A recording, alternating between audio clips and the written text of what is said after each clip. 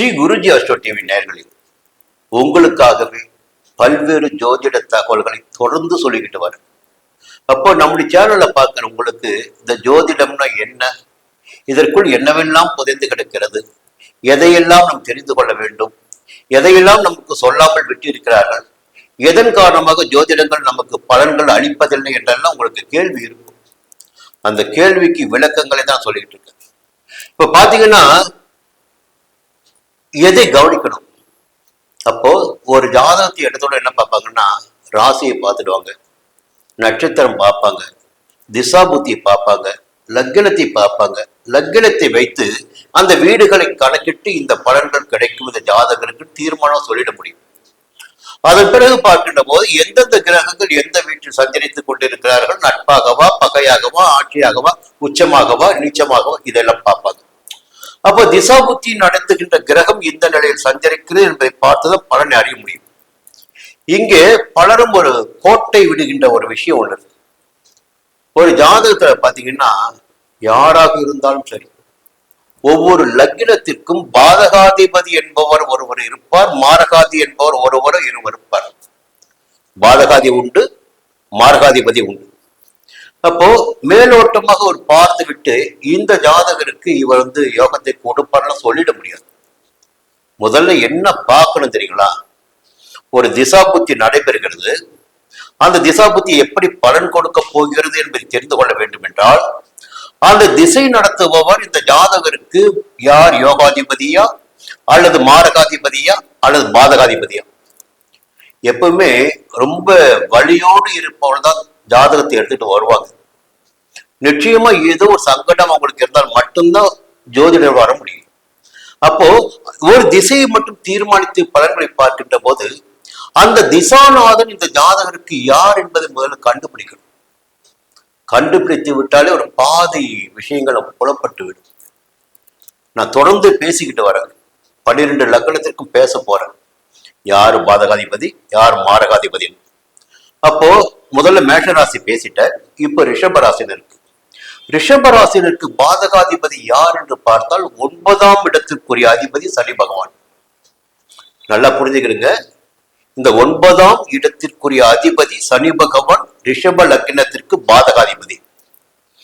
அப்போ சனி திசை நடைபெறுகிறது வச்சுக்கோங்க, யார் ரிஷப லக்னத்தாருக்கு சனி திசை அல்லது சனி புத்தி, சனி திசை சனி புத்தி அடக்கம். அதன் பிறகு அடுத்த ஒரு திசை வருது, அதுல சனி புத்தி வரும், அடுத்த ஒரு திசை வரும், அதுல சனி புத்தி வரும். சனி திசை நடைபெறும் காலங்களிலும் ஒவ்வொரு திசைக்குள்ளும் சனி புத்தி நடைபெறும் காலங்களிலும் இந்த ஜாதகருக்கு, ரிஷப லக்னத்தில் பிறந்த ஜாதகருக்கு பாதகமான பலன்கள் அதிகபட்சமாக ஏற்பட்டுவிடும். அப்போ நன்மைகளை காண முடியாமல் போகும் சனி திசை சனி புத்தி நடைபெறுகின்ற காலங்களில். சரி, இன்னொரு விஷயத்தை பார்க்கணும்.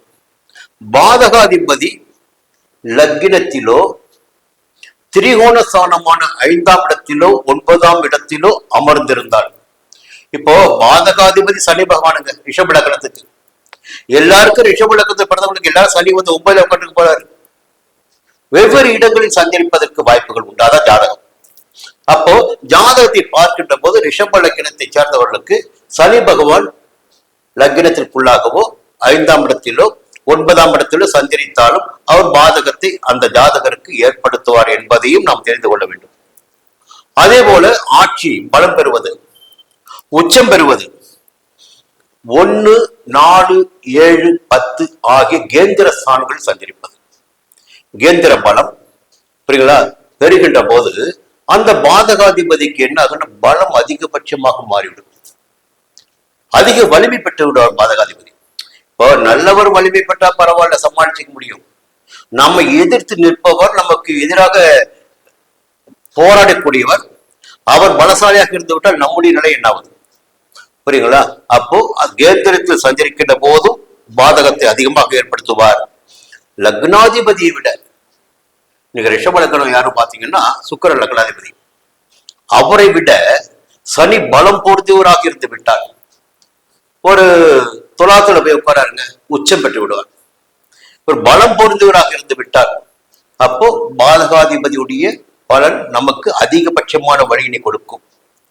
இதோட இருந்தா கூட பரவாயில்ல.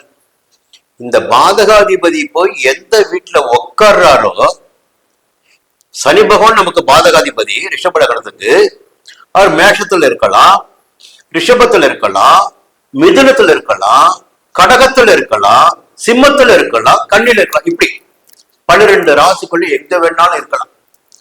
அப்போ அங்க போய் உட்காராரு பாருங்க. அந்த இடத்தில் அதிபதியுடைய திசாபுத்தி நடைபெறும் காலம் கூட பாதகமான பலன்கள் ஜாதகருக்கு ஏற்படும். இது என்ன கொடுமை பாருங்க. இவர் தான் கெட்டதும் இல்லாம, தான் கெடுப்பதும் இல்லாமல், தான் எந்த இடத்தில் போய் அமர்ந்தாரோ அந்த இடத்தை அதிபதியை வைத்து நம்மை கிடைக்கிறார். ரொம்ப அதான் சொல்றேன், ஜாதகம் பார்க்கின்ற போது ரொம்ப துல்லியமா இதெல்லாம் ஆராய்ச்சி பண்ணி பார்க்கணும். இந்த பாதகாதிபதி எங்க உட்கார்ந்து இருக்காரு, இப்ப அவர் யாரு, அவருடைய திசா புத்தி எப்போ வரும், அந்த காலகட்டம் நமக்கு எப்படி இருக்கும், இதையும் பார்க்கணும். இதை விட 7.5 சனி காலத்திலும் அஷ்டம சனி காலத்திலும் இந்த பாதிப்பு என்பது மிக அதிகபட்சமாக இருக்கும். இதெல்லாம் ஒரு பொதுவான பலனுங்க. இப்போ இன்னொரு விஷயம் இருக்கு. என்ன விஷயம் இருக்குங்களா? இப்போ இவர் இப்படியெல்லாம் பாதகத்தை ஏற்படுத்துவார். யார்? ரிஷப லக்னத்தாருக்கு 9ஆம் இடத்து அதிபதியான சனி பகவான் அவர் எந்த இடத்தில் சஞ்சரிக்கிறாரோ அந்த இடத்து அதிபதி சேர்த்து நமக்கு பாதிப்பினை வழங்க வைப்பார்.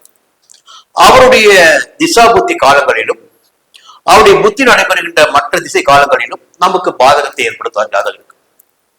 சரி, இதெல்லாம் ஒரு சாபம் மாதிரி. இதுக்கு விமோசனம் ஒண்ணு வேணும் இல்லைங்களா?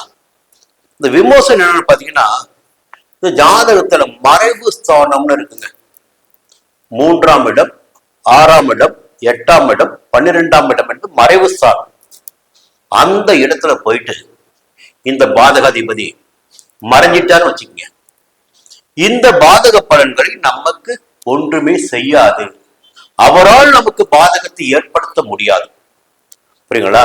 அப்ப பாதகாதிபதி ரொம்ப வேகம் மிக்கவர், வீரியம் மிக்கவர், வலிமை மிக்கவர் சொல்லலாம். அவர் போய் மறைஞ்சிட்டாரு வச்சுக்கோங்களேன், நமக்கு அவரால் எந்த விதமான சங்கடத்தையும் கொடுக்க முடியாது. மறைவு பெற்றதற்கு பிறகு அந்த பாதகாதிபதி அஸ்தமனம் அடைந்திருந்தாலும் அல்லது நீச்சம் அடைந்திருந்தாலும் அவராலும் பாதகத்தை ஏற்படுத்த முடியாது. பாருங்க எவ்வளவு விதிவிலக்கு வச்சிருக்காங்க பாருங்க. ஒரு பக்கம் வலிமை கொடுக்குறாங்க, அப்போ உடைய வலிமை எங்கே கொண்டு போய் குன்ற வைக்கிறார்கள் பாருங்க.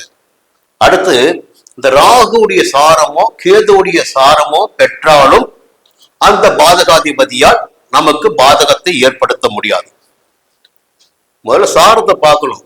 ஜாதகத்துல சாரம் பார்க்க வேண்டியதா சோரம் போய்விடும் சொல்லுவோம். இப்ப எந்த சாரத்தில் ஒரு கிரகம் நிற்குது அது ரொம்ப முக்கியம்.